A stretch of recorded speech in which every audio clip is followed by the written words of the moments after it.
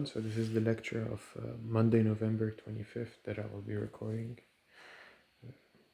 The recording had some problems, so I'll re-record that.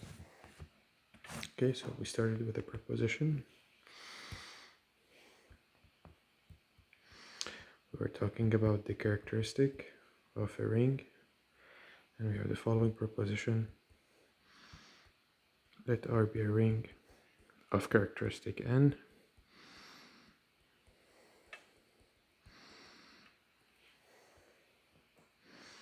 Here n could be 0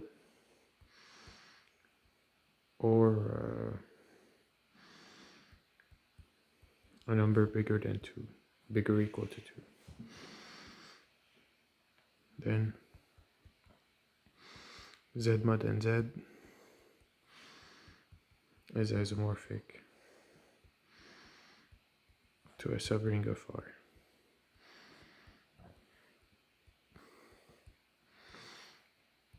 And the proof of that is just by the first isomorphism theorem.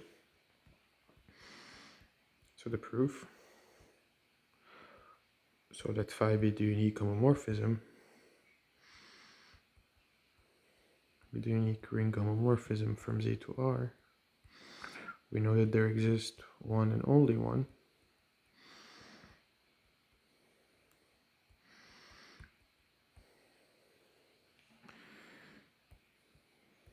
Then kernel of phi is nz. Hence, by the first isomorphism theorem, this is because phi has characteristic n. Hence, by the first isomorphism theorem for rings, we have that Z mod nz is, or Z modulo, maybe let's do it one step. Z mod curve phi is isomorphic to a subring of R. So Z mod nz is isomorphic to a subring of R. And this subring is, in fact, if you want to, it's the cyclic subgroup jointed by 1, if you want to write it in terms of subgroups. So this is just 1R plus 1R, and minus 1R, say if n is 0, if the ring has infinite characteristic. This is the subring that is isomorphic to Z mod nz. Okay, now we move on to another proposition that we did. Maybe let me do it here. Prop. Let R be an integral domain.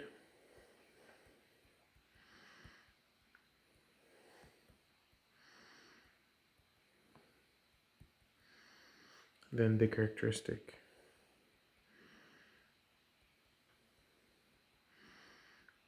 of R is 0 or a prime number P.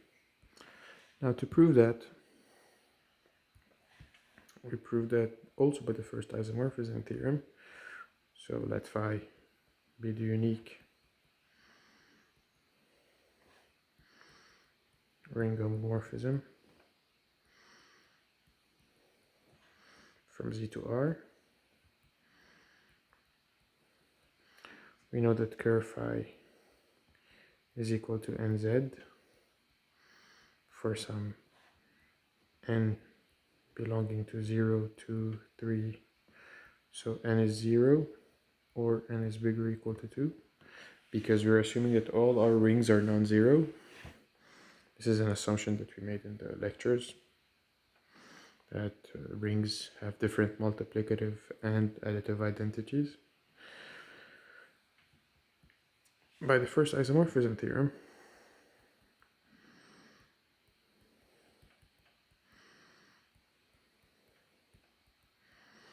we have that Z modulo curve phi is isomorphic to a subring of R.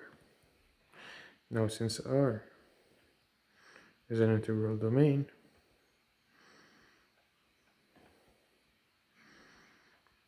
then any subring of R is also an integral domain.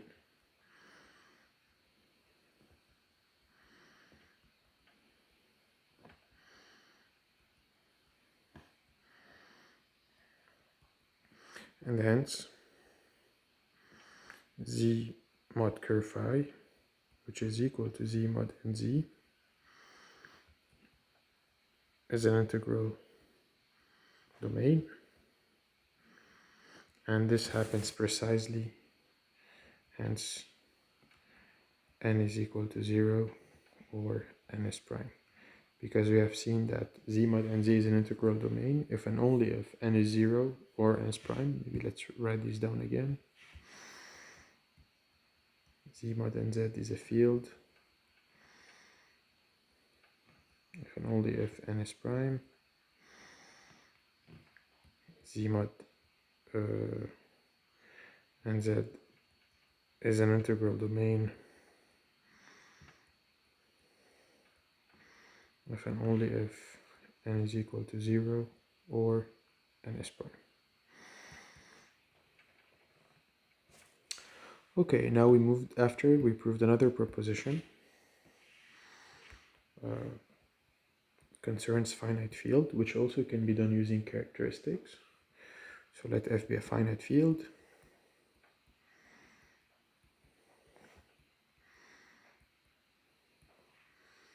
Then there exists a prime p and m in n such that the size of f is equal to p to the m. Now, proof, just a small note that next semester when you'll see linear algebra, this will be easier with linear algebra, where you'll see vector spaces. But for now, we'll just use what we know. I mean, it's a series of theorems that we have seen. So first of all, f is a finite field.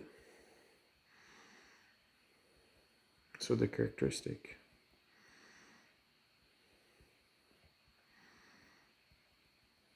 of f is a prime number p. We have proved this in the previous lecture, proved in previous lectures.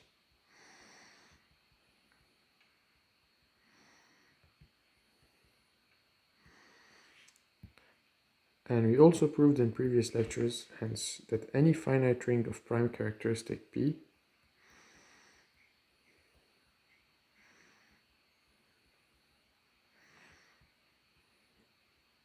has size P to the n.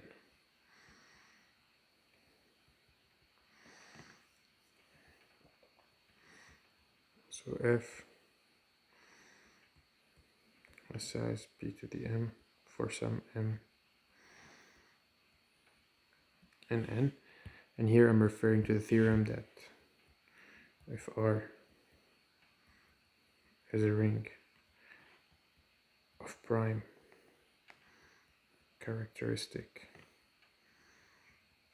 P, R is a finite ring, then R has size P to the m for some m and n.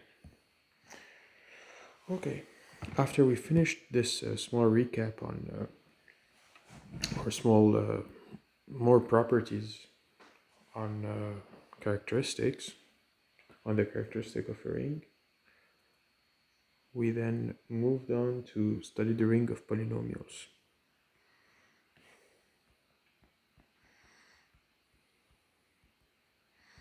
So polynomial rings.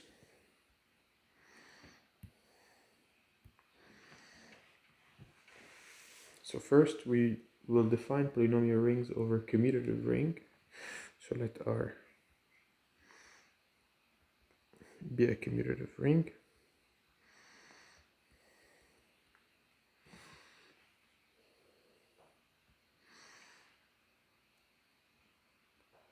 the ring, or the ring, maybe I shouldn't call it a ring yet, but R of x of polynomials in R with coefficients in R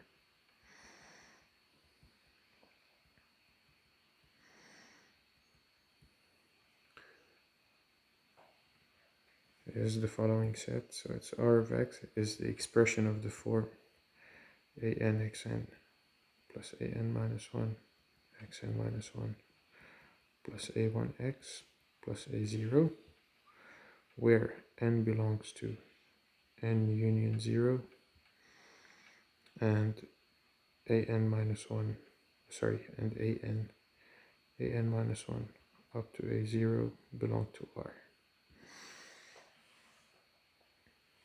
So we call x the indeterminate,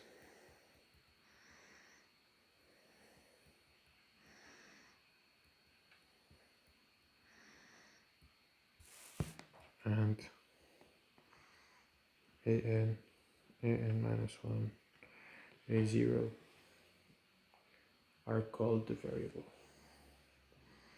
are called the coefficients, are called the coefficients. Okay. Now we define operations on this polynomial set, that turn it into a ring.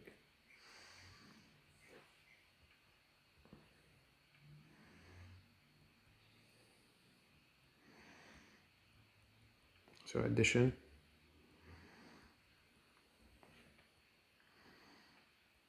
and multiplication of polynomials.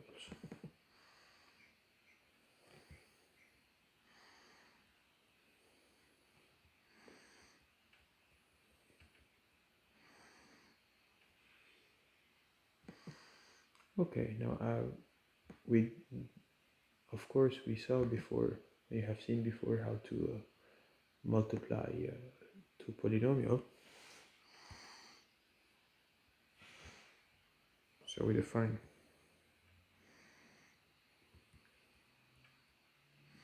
the sum of two polynomials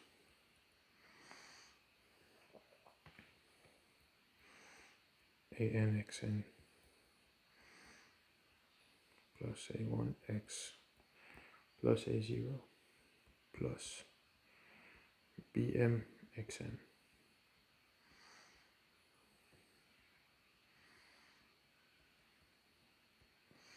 to be equal to an x to the n plus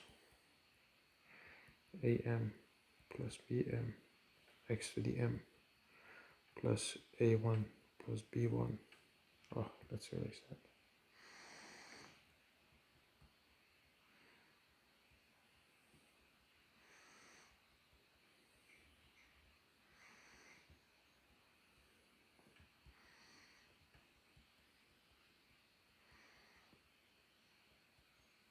Plus a0 plus b0 if n is greater or equal to m. So for example, let's take r equals z, the ring of integers, and take the polynomial 2x squared plus 3x plus 2 plus 5x cubed plus 7x plus 1. How do I add these? I mean, there's a convention that we order them by largest powers, so 5x cubed plus 2x squared plus 10x plus 3. Okay. Now we define the product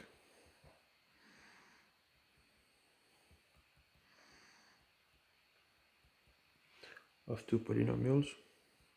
Here, of course, the AI's and BJ's are in R, and then M are in N union 0. Okay, the product of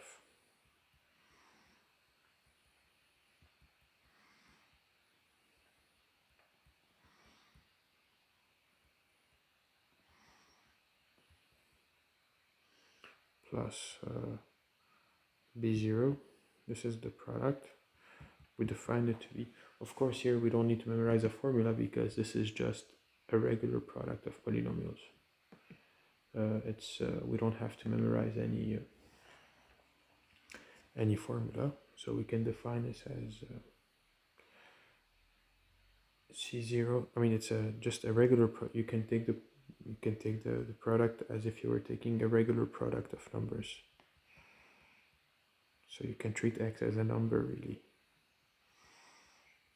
Well, at least when you multiply them. So you can write the product of these two polynomials as C0 plus C1x plus Cm plus nx, where Ci is A0 bi plus A1 bi minus 1 plus AI b0, which is just the sum from k equals 0 to I A0 bi, sum k equals 0 I to AK bi minus k, or the same thing as sum k equals 0 to I AI minus k bk.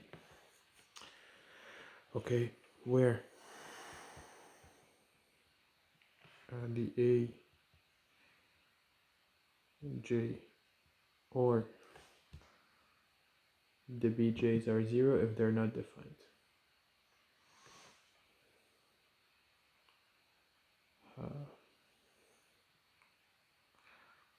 Where if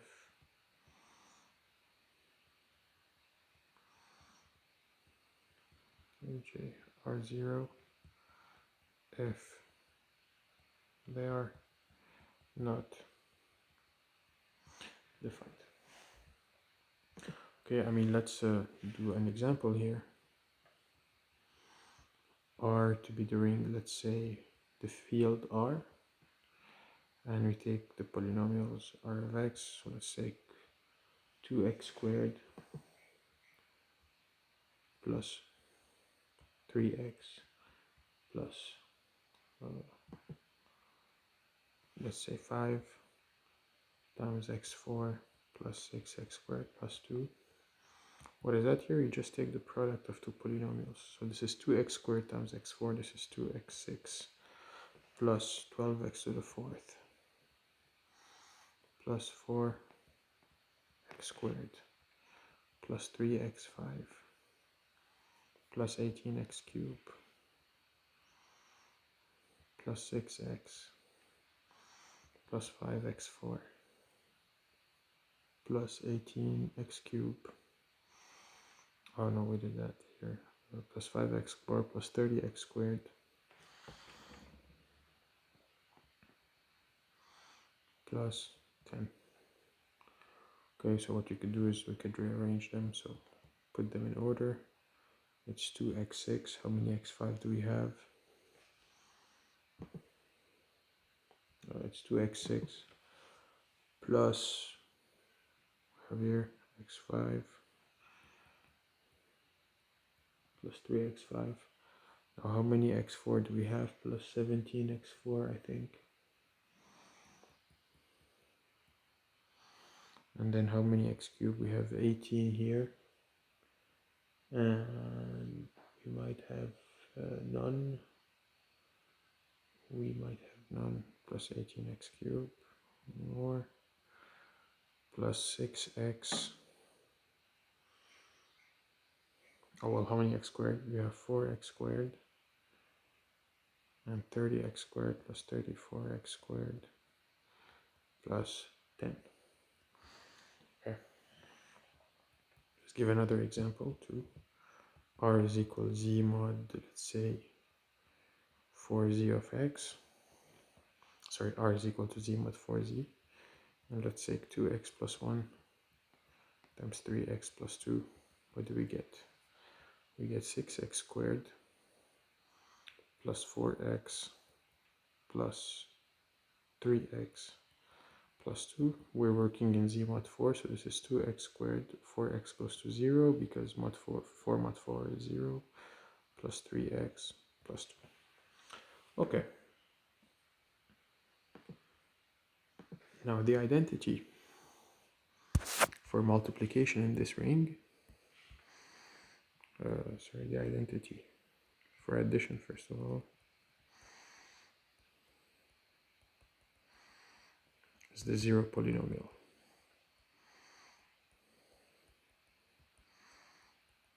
So we call this a constant polynomial. You know, it's if you will, 0x plus 0, everything is 0, so we call it the 0.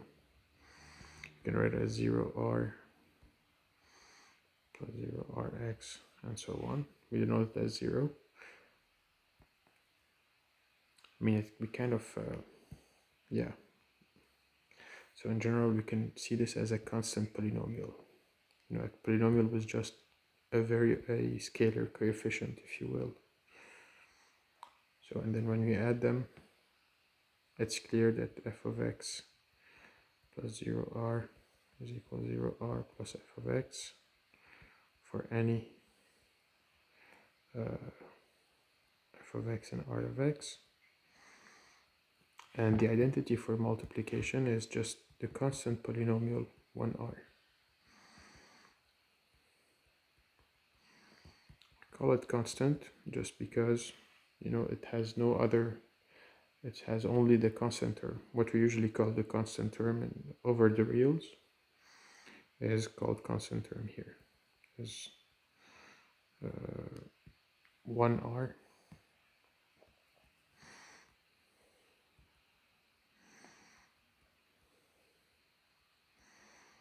it's not hard to check that, you know, if you take any f of x times 1r, you just got f of x back. And similarly, 1r times f of x, you just get f of x back. So verify this.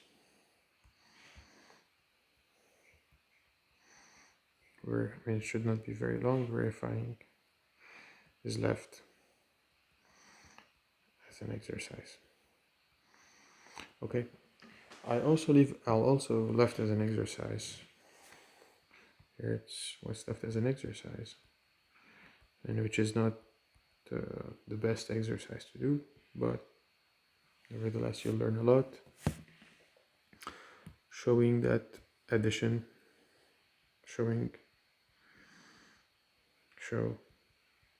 that the addition and multiplication defined in R of x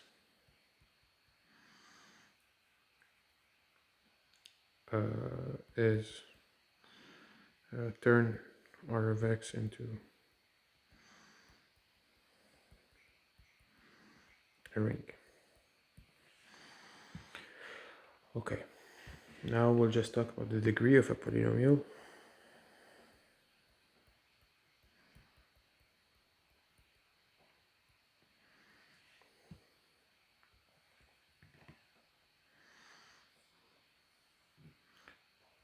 We say that f of x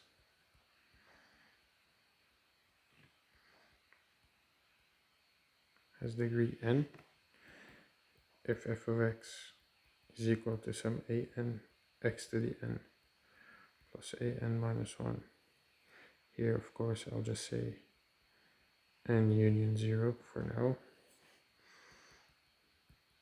plus a1x plus a0, and an is different than 0. Now, if f of x is equal to 0, we just say that f of x has degree minus infinity. Okay. Now another important property we proved, proposition, let R be an integral domain.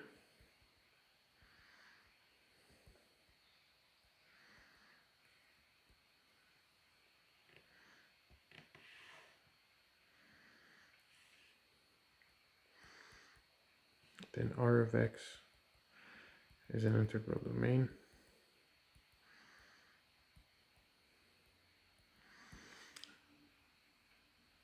And in particular, if f of x, g of x, and R of x are non-zero polynomials,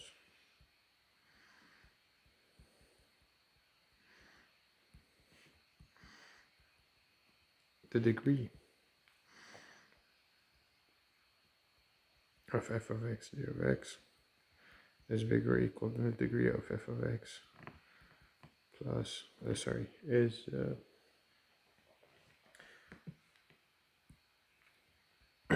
equal to the degree of f of x plus the degree of g of x. Okay, let's prove that. We proved this in the lecture, so I'll prove it again.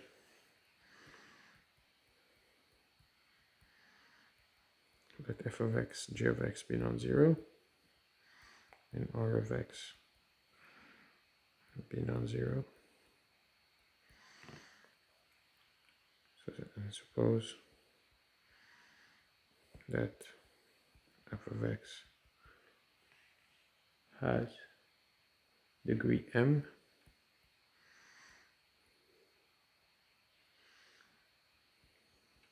and g of x has degree n.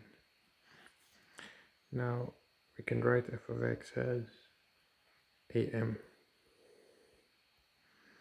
x to the m plus a1x plus a0, where am is different than 0, and we can write g of x as bn plus b1x plus b0, where bn is different than 0. Now the product of f of x, g of x, I mean, we could still write it as c0 plus c1x plus c n plus m x n plus m, where I mean it's clear here what cn plus m is if you multiply these two, but let's use the formula. Oops, where is it? Cn plus m. Where is that?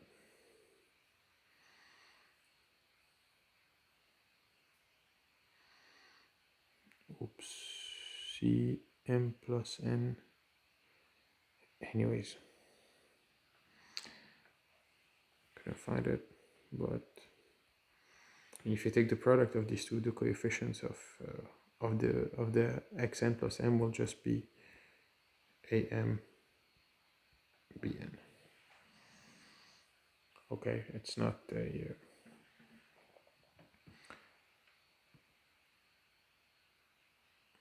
it's just the largest order the largest degree you can find in doing that.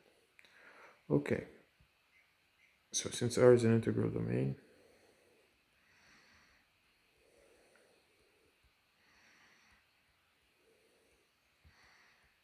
am or bn are non-zero, then cn plus m is non-zero. So the degree of f of x, g of x is equal to n plus m, which is equal to the degree of g of x plus degree of f of x. I mean, let's try to find the formula of cn plus m, see what we can get when you plug that back in. Yeah, I mean, okay, so what is that? Using the formula,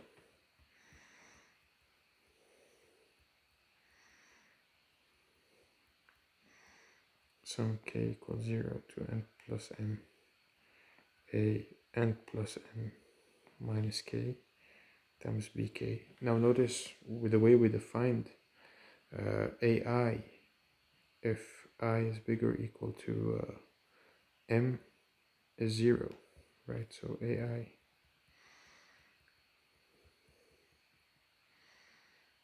Now, so these indices, if k is bigger or equal to n,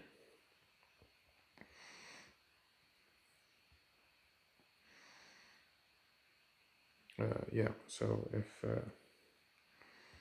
yeah, I mean, it gets a bit, so ai is 0 if I is bigger or equal to m, and bj is 0 if k is bigger or equal, is strictly bigger, sorry, here, strictly bigger than m, and bk is 0 if k is strictly bigger than n. Okay, so what you can here is just, you can say sigma k equals 0 to n, n plus m minus k. So we only have to pay attention from k equals 0 to n, bk. Now, if k is from 0 to n, then ai, so ai will be 0 if I is strictly bigger than m. So really, a n plus m minus k is 0 if n plus m minus k is bigger than m. So if k is strictly less than n, basically. So here what you really want, just for k equal n, this is the term that counts. So you get am b n. Okay, so this is another way using the cn plus m formula. Okay, just I have to note that this formula does not work. It's important if R is not an integral domain.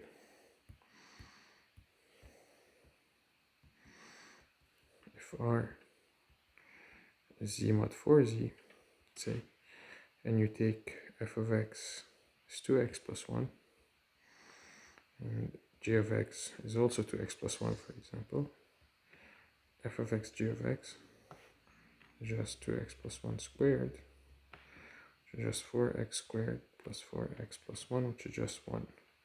So the degree of f of x g of x is 0, and the degree of f of x plus the degree of g of x is 2. Okay, another thing is that we proved here, if R is an integral domain,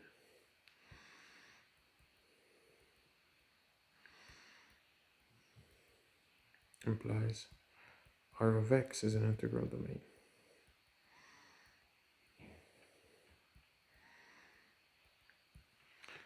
The converse is also true. So if R of x is an integral domain,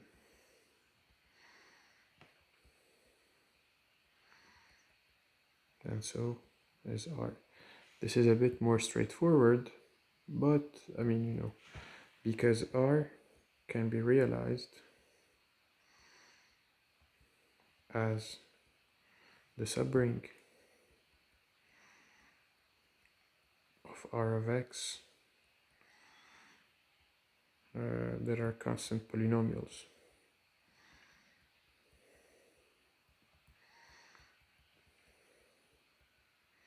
In other words, you can find an injective ring homomorphism from R of x that sends an element A, or little r if you will, little r, to R plus 0 Rx plus 0 Rx squared, and so on. I mean, you know.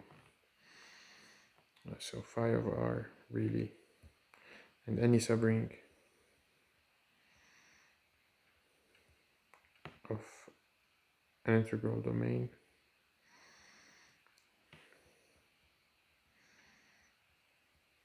is integral domain.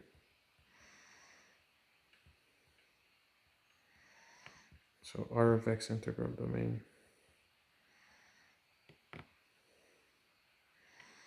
implies R is an integral domain.